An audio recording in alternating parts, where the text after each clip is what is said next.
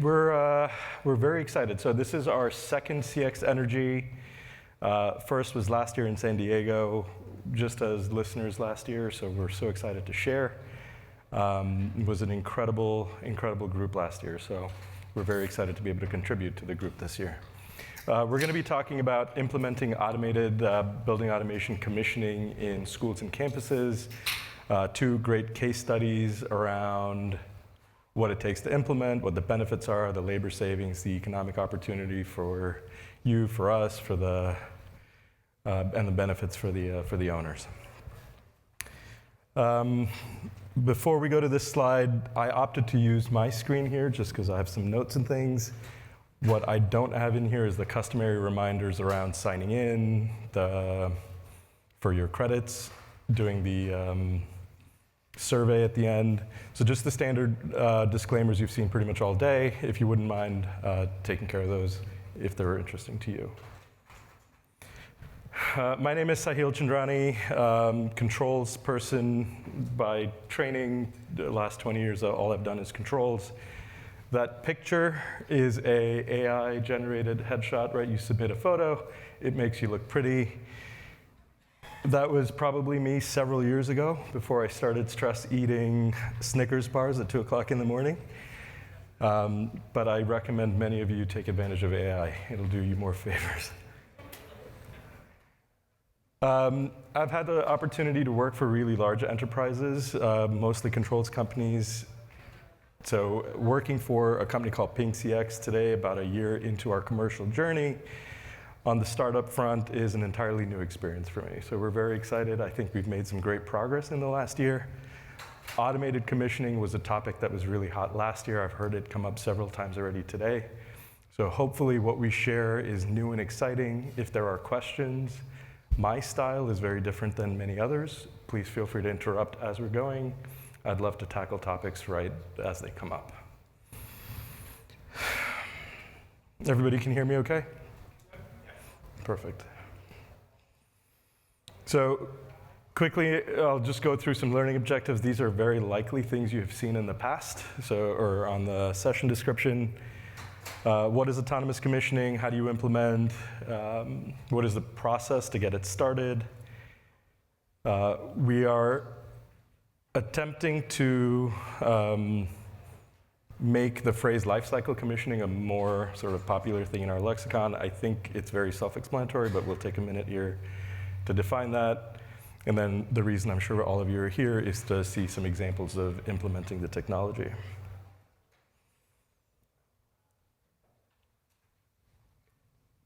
There's another AI tool called Visual Electric. I'd encourage all of you to take a look at that. That's what's helped put some of these graphics together. You'll see them here. You'll see them out on the floor. It's been a great tool. Automated commissioning. Let me take a step back for a second. Like I mentioned, I've been a controls person my whole life. I've been on the sales and sort of operation side of businesses, less on the execution. So today, commissioning is, as a whole, a relatively new topic, but a topic that I've taken a deep dive in. Would you all agree that automating a lot of our workflow is now common practice in the industry? Is that generally a well-accepted definition? How many of you would say you're generally familiar with automated or autonomous commissioning? Is that a topic that there's some familiarity? Some mild familiarity. By a show of hands, maybe just some level setting for me. How many in the audience are practitioners? Okay. Technology providers? Controls contractors? Okay, so we've got a decent mix, a healthy mix. And then consultants. A few consultants and building owners? And a few owners. Excellent. So as we go through this, hopefully we are solving we're solving problems that are mutually experienced throughout all of this. So back in the day, we used to climb on a ladder, test and verify. There is still a very valid case to do some of that today. Automation is not going to replace commissioning. It's something that's necessary, but there is a very large portion of your workflow that there is an opportunity to automate. Documentation, workflow management, work orders, we've done a great job. A lot of peer group companies have done a great job of automating that.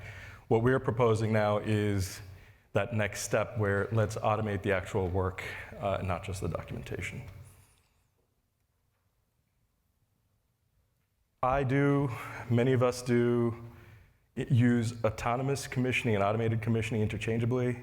There are very clear differences between automated commissioning and autonomous commissioning. Autonomous meaning that systems have the ability to decide or run in a fashion that is entirely determined by the system.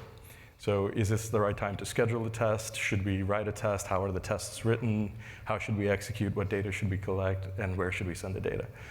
So a lot of that decision making, which should be influenced by people, can just as easily be executed in an autonomous fashion. So with limited to no human intervention, can a system go out and do some work? If it can, that's autonomous, else automated. So I'll do my best today to keep my nomenclature similar, autonomous versus automated. If you catch a mistake, please point that out.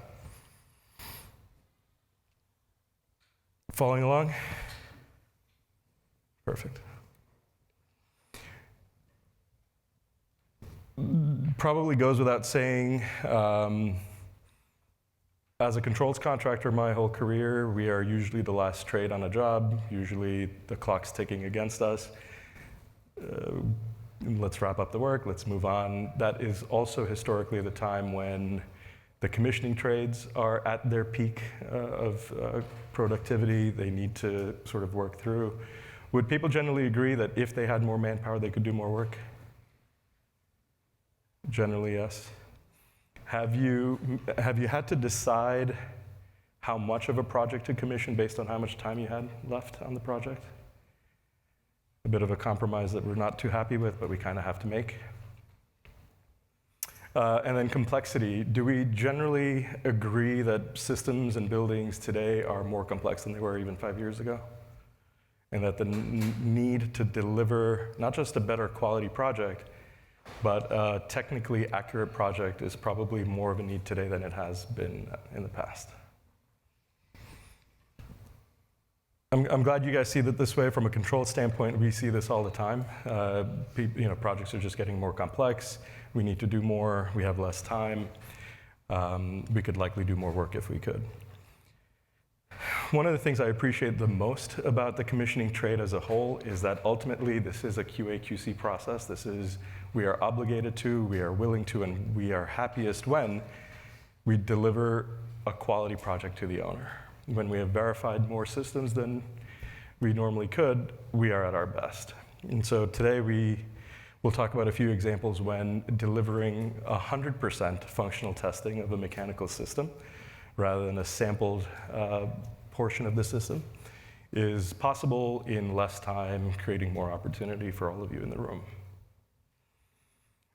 Because there are such deep integrations and ties to building automation systems and HVAC systems, not only are we able to do 100% of that testing, but you can do that and go and uncover information that might have been difficult to uncover in the past. And I'll give you an example. So testing a system in its operation and airflow, very valid, but can we validate point naming conventions? Can we validate tagging requirements? Can we validate graphics and the graphics, how they're appearing, whether the right conditions are reflected accurately on a graphic? Generally, these have been very necessary but time-consuming things, which we often try to do, but oftentimes, for the sake of time, we don't. Controls contractors in the room, has it been fun working with commissioning agents? They're friends, we're all friends. And commissioning providers, do we like our controls contractors? Or we could live without them? Most of the time. No, it has historically been a very painful interaction, a very necessary interaction, but it has been very painful. Not for any other reason but time, pressure, and it has historically been very difficult to transfer the type of data, the quality of data, the quantity of data. It just creates very stressful, tense times right when the project's wrapping up. So hopefully these 2 case studies will demonstrate why mine and sort of our peer group company's technology will help all of you solve this problem, right? So we will deliver better projects and do it more profitably. We'll talk about implementation and connectivity and standards and databases, very meaty topics. But why, why is it relevant, or at least what's exciting about it? I mentioned earlier defining lifecycle commissioning. This is 101 level stuff for the people in this room. But the thinking is just that during a major retrofit, major project, or new construction, if we spend the time and effort to build a platform or a model or a system to commission that building, can we then reuse that over the life of that asset, right? So can we not just create opportunities for us as service providers to continue to service a building owner over the life of that relationship, but can we do it in a way that doesn't mean that we need to recreate our work every time we try to do it? And so applying these types of technologies, if we're able to repeatedly use them throughout very well-defined commissioning phases, is there an approach for us to be able to do that? And so we think there is, and we're calling that lifecycle commissioning. How does autonomous commissioning work? And again, the slight deviation between automated and autonomous. Autonomous commissioning, if it is going to act like a user and automate or mimic, not automate, if it's going to mimic a user's behavior by automating a lot of that testing and do it when the system decides it's best to do it, what is really necessary? And so an autonomous commissioning system lives on the building automation network as a supervisory user of that BMS. So the connectivity is there, it's happening in real time, but it's happening and mimicking the actions of a user or a technician. Hopefully that's causing a lot of anxiety. Controls contractors, does that cause you anxiety when there's a computer that's pretending like it's Armando, right? Anxiety?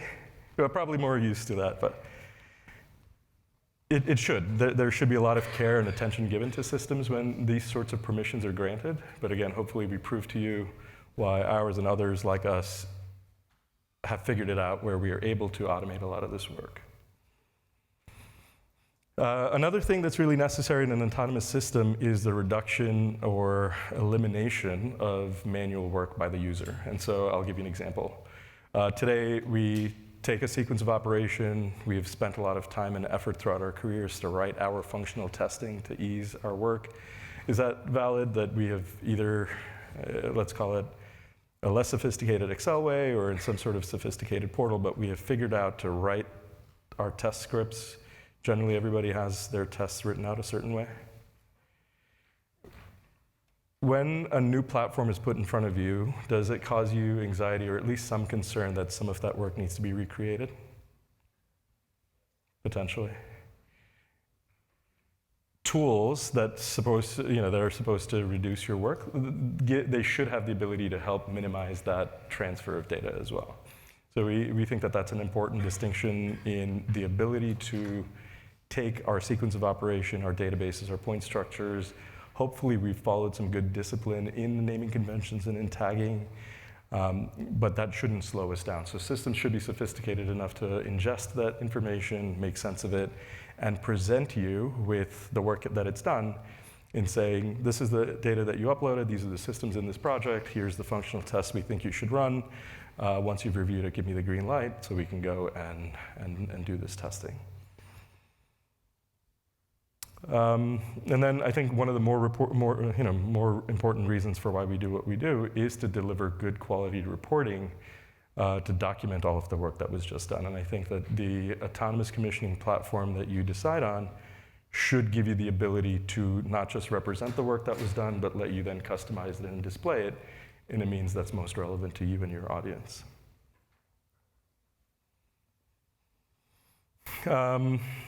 Here's another topic. Generally, has it been easy to work with IT departments in the buildings that you serve? Is that a reason why you've oftentimes opted against technology in a building? How many of us have decided not to do something smart because it was a pain in the behind? More often than not. Yeah. It's a topic that does deserve the skepticism of the IT department. I think it does deserve the right care and attention. But most, if not all, platforms today do a very good job of addressing this. It's just having the patience and the well-documented right answer that just about every IT department is looking for. So in our experience over the past year and a half, the several large enterprise IT departments that we've come across have all put tremendous roadblocks, but we've been able to address all of them by explaining how systems work, and ultimately the business owner, right? So IT department ultimately is an advisor in these processes.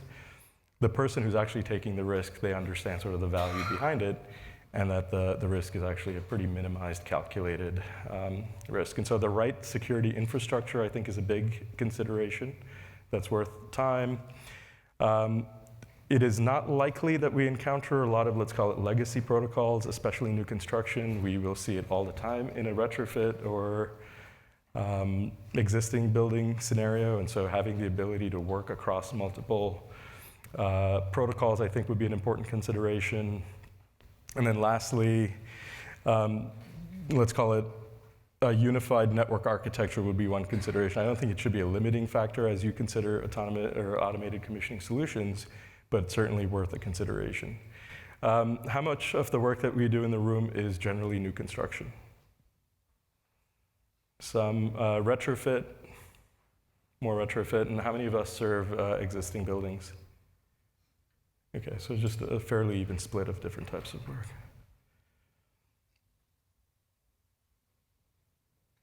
The applying technology, depending or regardless of the type of project, from an architecture standpoint, it is always, oftentimes it's a lot of work. I think the point I'm trying to get to is in a retrofit scenario or in an existing building scenario, you will always face scenarios where there are multi-vendor building automation systems, multi-generational systems, and multiple installing contractors of those building automation systems. And historically, they have been limiting factors. There are reasons we've opted not to pursue some intelligent solution because of the complexity. Good news is there are so many great providers that allow you to bring together a lot of these complex systems to then be able to execute these types of solutions. So while it's a consideration, shouldn't be a limiting factor anymore. Hopefully this causes a little bit of reaction from the group, somewhat intentional, but please poke some holes.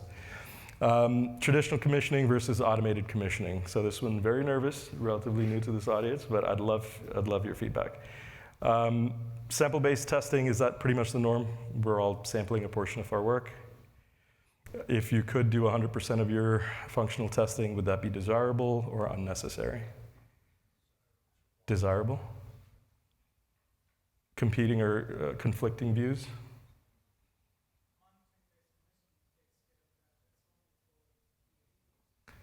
Monitoring-based commissioning takes care of that, but only for VAV boxes. Is that what I heard? Okay, got it, yeah. From a control standpoint, how many callbacks would you say that you experienced within your first year after turning over work? Does that tend to be a concern for a controls contractor? So.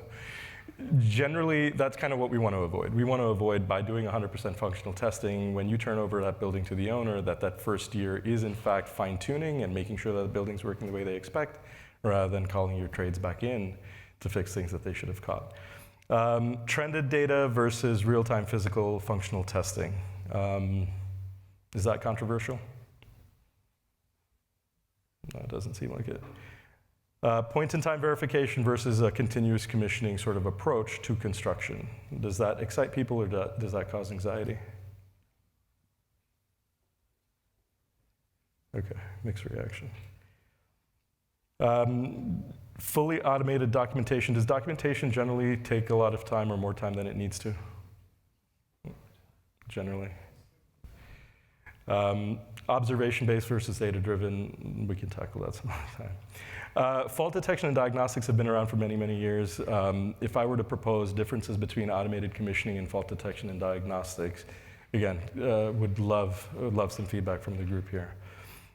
Trend-based comparison versus real-time functional testing. Is there value in automating your real-time functional testing?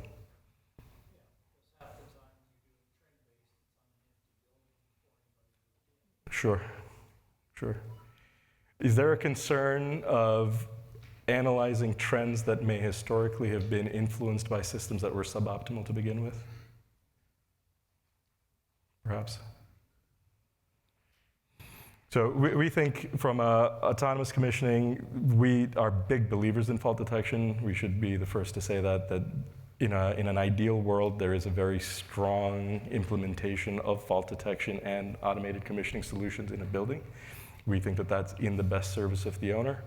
But in construction, which tends to be where we spend a lot of our time, it's difficult to get 6 months of trends. It's difficult to get functional testing. The data sources tend not to be as rich. Reference baseline and test and verify. So again, what's our job? Is our job to compare against the normal operation or what we think is normal operation, or should we test against OPRs and design documentation? We argue that in a construction sense, let's go against design documentation and test and verify against that. Controversial or generally pretty elementary? Pretty elementary. We also feel that automated commissioning solutions are construction focused that could be applied to maintenance rather than maintenance focused applied to construction. Does that cause anybody heartburn? No. Is this too many questions? I'll keep it moving here. I'm 26 minutes into a case study presentation, so we'll keep it going. So alignment with standards, I think we can all agree that when we are thinking about implementing solutions, that there is a baseline expectations that these solutions do comply with industry standard accepted practices when it comes to testing, reporting, documentation. Those should be important questions that are asked at the start of implementing these solutions. We can skip this. Let's spend a little bit of time here. If the commissioning providers in the room could give me a sense on easy, maybe, or not easy at all, working with your controls contractors, if you were to ask them for databases, login credentials to the BMS, and access to the BMS, would you generally get that easily, so-so, or not at all? You would get that easily? I'm really happy to hear. As historically a controls contractor, we all agree that this is information that belongs to the owner, and we're working under their guidance. It has not, in our experience, it has not been an issue, but I could see why that could come up. Getting a copy of the database that the controls contractor, it might not be a complete database, but a progress database, would that be difficult to get generally? They won't share it? Yeah. It's in progress, right? I agree. Look, in progress documentation is always difficult, especially if you're a trade contractor. There isn't necessarily a need to do this, but generally what we have seen in our experience, the coordination and the collaboration between the commissioning provider and the controls contractor, especially when an owner is driving a lot of the thinking, we have seen a lot of success with this. And so these types of tools have great mechanisms that not just does the backups and document control and version control and progress reports. There are great mechanisms to be able to gauge progress on a project. So in a nutshell, in an effort to keep this moving, implement the project in our tools. I think we're all familiar with using a portal to help us manage our projects. Bringing in controls, information, and connectivity to BMS systems could be a bit of a consideration. I think very easy to navigate, but worth some thought. Generate your reports, complete the testing, generate your reports, and then hand that information to the relevant parties so they can go implement any corrective actions that might be necessary. Excuse me. Writing your test scripts in a new tool, does that seem like a pain in the butt, or is that generally, it seems like a pain? Depends on the tool, agreed. Most of our peer group companies have made it very easy to be able to select from a library of tools, to be able to customize. So my challenge to the group would be to be a bit more open-minded that, yes, it might seem like an extra step, but there have been many mechanisms that have been implemented to reduce the time to implement these solutions and customize them so that they fit your project. And just about every tool that I have seen gives you the ability to then reuse that over the life of that project or that relationship with that owner, or create some sort of standard test offering within your firm. So that should come across as a baseline expectation. Controls contractors, the ability to select what backnet priority array you're writing to when you're doing this functional testing, important, not important? Important. Very important. Yeah, there is always a very valid reason for overrides. There's many times not a reason for override, but there are many valid reasons for overrides, and I think that that's another important consideration is those that are doing work in a building and are managing and operating those systems, let's do our best to test and validate without interrupting normal operations. And I think that there are, again, some really interesting both time and scheduling perspectives and also some ability that BACnet allows us to be able to minimize the disruption to existing facilities when we employ automated commissioning technologies. And then again, another baseline expectation of this group of these types of tools should be the ability to produce documentation that's highly customizable. Okay, 31 minutes in. 29 minutes, hopefully we'll do it at less. So these are case studies, we're really proud of this. These were all, in both examples, these case studies were performed in these end user accounts through partners. In both instances, in these two examples, were controls contractors, but the outcome that they were after is very likely an outcome that a commissioning provider could also produce for their owner. So as we go through this, please stop me. I'll try to limit my question approach, but I'd appreciate some feedback as we go. So first, this is a school district. Anybody out from Utah? What part? Salt Lake City. Okay. So just south of Salt Lake City, you may recognize, I'll share the name with you after, school district in Utah, 3-school pilot project. This was implemented initially as a pilot, where their controls contractor who's delivering work, most school districts, not just Utah, are obligated to procure, low bid, et cetera. But they were having trouble standardizing the deliverables that they got at the end, right? Whether it was inability to enforce a spec, whatever the root cause is, they felt a lot of pain, comfort pain, energy cost, of course, but more comfort pain, that because we are procuring controls through multiple different vendors, we tend to get inconsistent results. So is there a way for us to standardize the reporting so that we can ensure that what we are getting is in fact what we paid for? So 41 schools, the pilot was done in 3 elementary schools. 3 different head ends, they were all Niagara as a supervisory layer. Real quick, please. How many of those buildings in the pilot, the 3 that you said, had any kind of commissioning? These were all new construction. So these were new schools that were being turned over. And Had been commissioned? that were going through commissioning, right? So if they were going through formal commissioning, this was performed by the controls contractor as a, not necessarily a value add, but an additional thing that they wanted to do.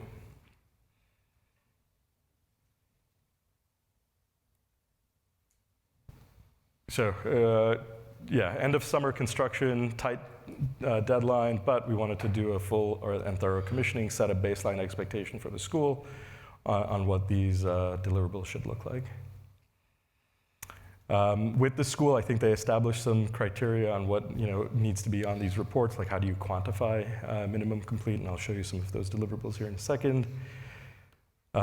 With the end goal being that if we have now established a baseline success criteria out of new construction, can we work backwards against all of our existing buildings? As we implement the Niagara front end across all of these different school buildings, can we then apply a recommissioning program to them so we bring them all to some even baseline? So they thought this was an important exercise for them to do while they were unifying these front ends. So we, again, like I mentioned, we did this through a service provider that's just based out of south of Salt Lake City. They did all the rollout, all of the testing. They developed their own test scripts. Of course, we helped, but relatively straightforward for them and like yourselves to learn and use and deploy. What was really interesting is the test scripts that were written for one school were easily applicable to the other two. So in this example, 1,000, just short of 2,000 different automated functional tests were complete over the course of about 4 or 5 weeks. In this example, the automated commissioning tool ran for a total of 5 hours and 39 minutes, but saved that particular trade contractor about 80 hours worth of work that they would have spent. So it was a very significant time saved there. So what they were able to deliver to the owner in that example was 100% functional testing and validation of 140 VAVs, 4 air handlers, 3 rooftops, a chiller, 2 boilers, some exhaust fans, and miscellaneous points that might be in that system. Go ahead.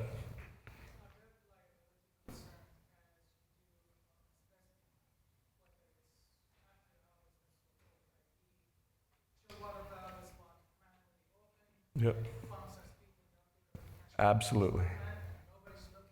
Yes. Your explosion, leak, water, a worst case scenario, best case scenario, you made a room cold you weren't supposed to. There should absolutely be considerations, right? So yes, it's automated, it can be scheduled overnight. When you're doing VAVs, it's a lot less impactful, but when you're physically articulating equipment, there is definitely some foresight, some planning that's necessary before you hit the go button. I don't think it would be realistic or reasonable for us to claim otherwise. Please. Yeah, so you say total load time. I'm sorry. 39 minutes. Sir, I'm so sorry. I'm trying to. And save 80 plus hours. How much time is needed to put together the test and implement the test into the system? Yeah. To me, you're robbing Peter to pay Paul. Perhaps. Perhaps. And if you had a really large, robust, complicated system, yeah, there is some setup time, some connectivity time. I think what in practice we have found is whether it's libraries, whether it's, suggested tests or reusing tests, we measure deployment of these solutions in hours and days, not weeks and months. And so in this example, it is no more than a day's worth of work to write the test scripts and to essentially do the connectivity, bring in the database, and get it ready to start testing, measured in days, not weeks. Larger, more complex systems, and I'll give you an example. 46-story commercial office building, New York City, 990,000 square feet, about 27,000 points, is about a week's worth of labor to get set up. I saw a question. So it says you have 59 skip. Is that just equipment that wasn't ready yet, or was there some reason? Entirely connectivity. So if we can't get to a JACE or if the data point isn't accessible or is not responding, we wouldn't ignore it. We'll come back. Be a separate issue. Exactly. This trunk is not communicating. Exactly. Good point. Pending, so connectivity issues, or we just can't get to it, we'll come back to it. Pending is there may be a condition that's preventing these to be tested, so again, we need to come back. But that it could be, but there is some precondition that wasn't satisfied. Good to move on. Your question still, it's a very valid concern, right? What is the effort to establish? I think you'll be pleasantly surprised for all of our solutions, generally pretty straightforward to get off the ground. We can certainly drill into these a little bit. I think actually I do have a picture of some detailed result, but what I thought was really interesting to articulate here, when we're doing a simple point-to-point zone temp airflow test, we've seen speeds that are pretty fast. This is a pretty thorough commissioning of a new VAV box. Took 5 minutes and 45 seconds to run through. And the error that you see here, the airflow, fail, sort of gives you exactly the condition that caused the failure, the values before the test, during the test, and then clears whatever points that may have been overridden to perform that test, restores all of that back to the way it should have been. Any questions on the result or the time or the duration? Go ahead. So when you're running D&D tests, you're running them all simultaneously? No, sir. We would certainly can do simultaneously if there are different trunks or different air handlers or something along those lines. But no, sir, we wouldn't articulate all the boxes on a single trunk or in a single unit. There are certain conditions you can write that says, look, if a certain test failed for a certain reason, skip all the rest so that you don't get the same wrong result on all your tests. So you could certainly add some sophistication, but generally it knows not to open all the dampers or something.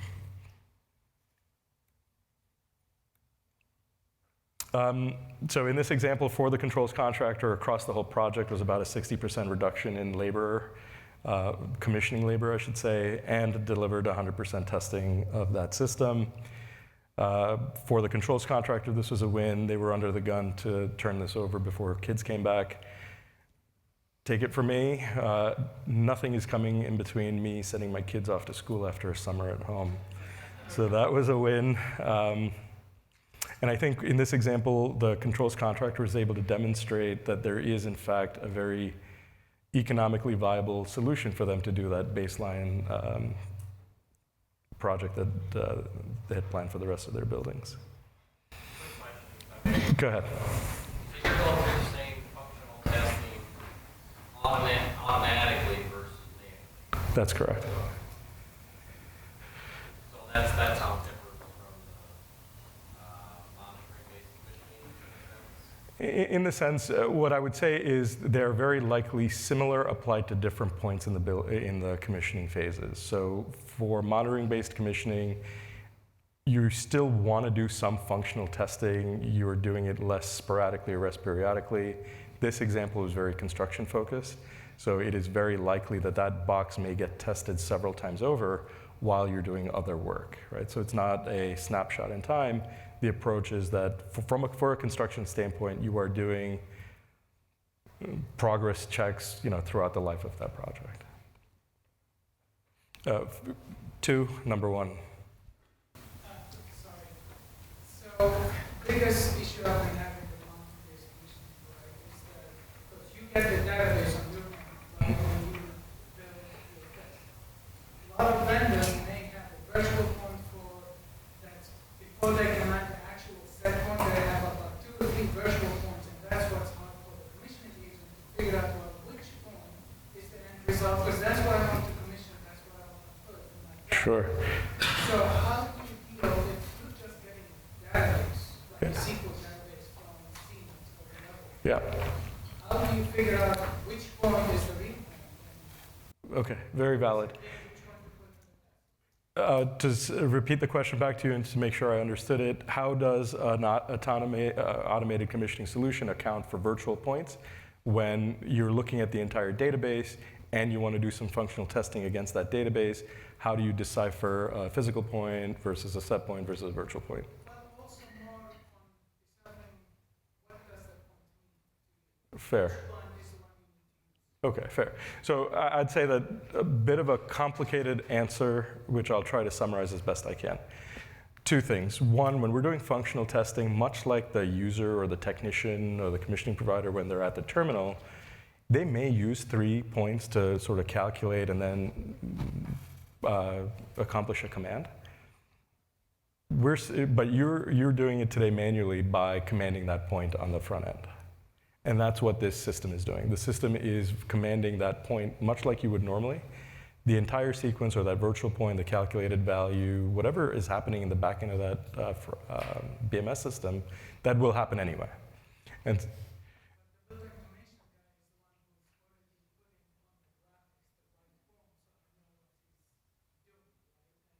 And commanding that point. In the process, somebody has to tell you which point to use. yeah, to keep it somewhat generic, let me answer by saying that whether it's tags, good naming conventions, there are mechanisms to be able to recognize the points that are necessary to be able to validate. Specifically, we use the entire point, what's it called, the entire naming convention at that point to try to decipher what we're articulating. When we are setting up the relationship between the tests and the points is another area where we would make sure that that is in fact articulating the right values. There's a couple of different mechanisms in an effort to be somewhat generic, but I'd love to show you later. No, my pleasure. Which automated CX test program did you use? In this case, the program that was used is called PingCx, but I'd love to tell you about that later on. I'm sure you haven't heard of it. I'll move on. Just in the interest of time, I'm getting very thirsty. This one is another really exciting one for us. This was, again, also executed through a partner. This partner has some controls expertise. They are not the incumbent controls contractor at the site. I would consider them more of an energy engineer than a controls contractor. In conjunction with them, this is a large engineering college in northern New Jersey. Anybody from the East Coast or from New Jersey, New York City? New Jersey? It's an engineering college in Hoboken, but I can't tell you who. 43 academic buildings, 55 acres, about 1.7 million square feet. We started with a 5-building pilot with them. We have since grown that relationship, which is very exciting. Some good news, some bad news. So the good news, they had already done the work necessary to unify a lot of their BMS systems into a Niagara front end. What was a bit challenging on the project was, like I mentioned earlier, multi-generation installations of 2 different control systems by multiple trade contractors. And so talk about naming convention, what's the right point? Definitely work was cut out for all of us. Some cool innovations came out of as a result that has since simplified a lot of that work. But to give you some context, there could be several legacy protocols behind the Niagara system. There could be several naming conventions behind there and several dozen sequences for very similar equipment. Energy, big driver, but more than anything, I think the example that the facilities team had used was the son of one of the trustees was hot in the dorm over a holiday weekend, and Dean got a phone call. Those types of comfort complaints were part of the big driver behind pursuing a project like this. So what was the goal?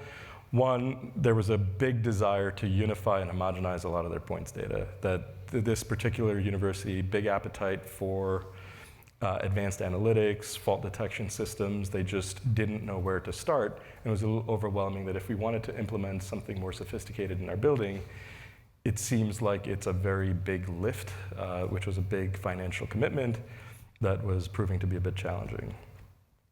So that was a big goal, is that they wanted to figure out a way to homogenize and unify their points database. They wanted to get a sense on what's the operational condition of a lot of our buildings. If we wanted to look at, get a snapshot view of how these buildings are operating against design condition, how is, what's the status? Has it been, questions, has it been generally easy to get historical documentation out of a system or out of a building? Almost never, right? Yeah, and so that we face that challenge, I'm sure you would too, is if documentation is poor, who's to say what is design condition? Programs have been updated, sequences have been updated several times over, what's true north? No easy answer there, right? I think that we can probably do a good way of saying what should be north, but working with the MEP engineer on the project, we were able to establish some good guideline for what good looks like for those buildings. This one was one where the IT department was pretty good to work with. They spun up a virtual machine for us, made sure that we had the right credentials. Getting sort of that connectivity, again, the effort necessary to get the systems talking with one another was pleasant. It was a pleasant experience this time around. 5-building pilot, supervisory controller databases were brought into the system. We had a very novel way of homogenizing all of that data so that we could start performing some automated testing against it. And like I mentioned, the retained engineer here was also a very good company to work with. So some data, this is one building, 1,000 tests were done just to get a sort of baseline sense on how the building's operating. The tool ran for about 11 and a half hours, saving a little over 3 weeks worth of time for the energy engineer. They had budgeted to spend 3 weeks doing a retro commissioning exercise. So in this example, we were able to deliver some pretty exciting margin dollars back to their estimate. 3 boilers, chill water plant. I think Clean Bench is anybody familiar with Clean Bench? Kind of like a lab system. Exhaust fans, fan coils, some flow meters, et cetera. 83 VAVs and some VFDs. So across the 5 buildings, the system ran against roughly 27,000 points. So in this example, same idea, we went through, a lot of automated testing was done, we delivered some meaningful deviations in their system. I think there's a slide that summarizes what we found. But what was really exciting is that we had then since delivered a very homogeneous points database for them. And then the effort, while it wasn't necessary for the commissioning tool to then be able to go and do testing, it was important for them to go in and fix a lot of their conflicting naming conventions. And this tool gave them a very neat, novel way to be able to go back and do that. So in this example, we were able to complete the entire recommissioning of the BMS system for 5 buildings in under a month by a team of 2 people. Significant operational issues were found, failed dampers, overrides that were just never cleared. I've talked about stuck purge mode, where a VAV box goes into purge, just doesn't exit purge and stays that way for a while. We're working on some automation to be able to quantify this a little bit better. This was a bit of a manual exercise that the energy engineer did, but we uncovered about $400,000 of savings just in those 5 buildings alone. In addition to being able to unify their points list and then put them in a place where they could successfully launch their FDD solution of choice. So we thought that was a pretty big win. Any questions? Yes, sir. Back to that sample test result. Yeah. I noticed on the airflow one too, the fail time, like it's in like seconds. Mm-hmm. It only gave it like a second to do that. Sometimes yes, sometimes no. So let me pull up the exact. So this one failed. This one was looking at a, Mike, would you mind help me deciphering this test? Yeah, I mean, there was no, this was just a standard read of the static pressure on this air handler. It just says it took a second to go get that static pressure. You can have the opportunity to like turn the fan on and wait up to X amount of minutes or seconds as defined by yourself, but in this specific test, it was just a simple read of the static pressure. Okay. Yeah, because I noticed on the airflow or whatever, it was like 5 seconds. Yeah, that's You just only gave it a half a second. No, absolutely. No, there are generally algorithms that are built in to give it just enough time to be able to achieve a certain outcome, and then test, and then wait, and test again, and wait, and test again with a sort of a decaying time scale. Go ahead. Yeah, so one of the things that we thought was really important is, for the purposes of just transparent documentation all the way across, is that when we are doing this testing, we are capturing the appropriate screen capture and putting that in the documentation as well. Go ahead. Who did the point cleanup? Good question. We did this time. We could be hired to. It was just a time thing. It just, Mike is super proficient with the system, so he did that. But the tool is designed to be able to let the practitioner, the user, whoever might be interested in doing it, the ability to go do it themselves. And then you mentioned at the beginning graphics verification. Does the tool execute that, or are you basically saying that you have more time to dig into the graphics to find out anomalies? For graphics, so reading the actual image or the screenshot, we're not doing that, right? So we're just setting up the 2 potentials and then presenting that to the user to then decipher. Yes, sir. Is there a way to check the programming of the programs running these tests? Like how do you Yeah, so how do we check or test programming? I think ultimately we are writing a test, and when you are encountering a result that is not ideal, where the airflows are there, you're observing certain positive signs out of the system. We leave that to the user to essentially decipher to say, this is very likely a controls issue, right? But a lot of going and seeking out that individual information, we've automated all of that process. Satisfactory answer? Go ahead. How are you able to manipulate the test requirements? Generally in platforms, automated commissioning platforms, the ability to go in and modify those test scripts and to make different variations or versions of those test scripts tends to be a very easy process with online editors, et cetera, to be able to let you go and customize and fine tune your testing, right? So we need a wider band and more narrow band or something along those lines. Relatively very easy to do, and then go retest. So going back to the testing program question, kind of two questions in that. A, are you overriding set points or are you overriding commands? So are you not overriding outputs, opening up dampers, or are you overriding your supplier, your supplier set point or whatever? To answer the question, it's really up to whoever's using the tool. Have the ability to do it either way. I've seen it done both ways, and everyone has different flavor in terms of the overrides, but it's up to entirely. So I guess to follow up with that then, are you testing like guideline 36 sequences, like trigger respawn or anything? I'll answer that in two ways. One, you are only limited by your own creativity in the type of test you can write. That being said, a guideline 36 library of tests, very close, not there yet. So eventually there should be a very easy way for you to be able to apply a certain system against the standard, and you have an answer.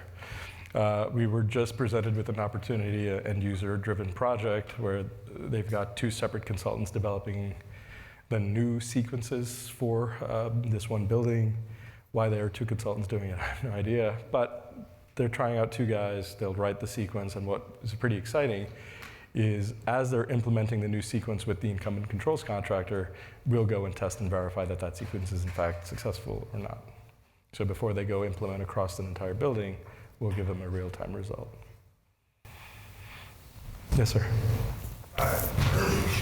Are you assuming that prior to actually implementing the test itself, that you're going in and somebody doing a 100% check of all sensors, actuators, all those items prior to starting your test? Yeah, so the question was, is somebody physically going in to do what's necessary to be done physically before you do automated testing? Yes and no. It is good practice. Again, we will never be in a position where we are replacing the commission provider, right? There is just some work that needs to be done in the field. That being said, whether a sensor is calibrated correctly, take it or can be automated, probably shouldn't be. Is a thermostat communicating? Is it reading a value? There is a lot of verification you can do on the front end, just in a simple point-to-point fashion, that would give you a lot of answers you might be looking for. Do you also look at adding additional sensors at monitoring points that you typically would not see on the BAS? If you were willing to put the effort in to bring those points into the BMS, you absolutely could test against it. In our experience so far in the past year and a few months, we have not had to add any hardware to a project to be able to go work against it. And that includes deploying the solution to begin with, or extracting some data. It is possible to do these, have deployed tools like this without hardware. Yes, sir. You mentioned 120 hours of savings. Yes, sir. Can we have a breakup of that? I could probably get one easily. It's mostly in technician time, doing some work, a little bit of programming time, and some project management time. Most of the labor is tech time. 30% of it is commissioning the This labor savings is from our partner who, like for the university, was the energy engineering firm. So that's a labor estimate from their labor that they saved. They're energy engineers. The previous example, there were a controls contractor. So for the, I think I showed 80 hours of savings, That was mostly tech time and some project management time. Yes, sir. Kind of go back to the setup, dealing with IT. Do you have an edge device that you put on the network to upload the data to the cloud? And then I have a We question, but yes, if you do. We prefer not to, right? So it is so in the college and university example, the IT department was very proactive. They sort of understood very quickly what we were doing. They knew that the risks were contained. We gave them the SOC certificates, questionnaires, et cetera.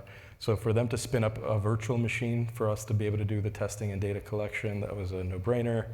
In the in the school's example, we installed a small software utility on the front end server.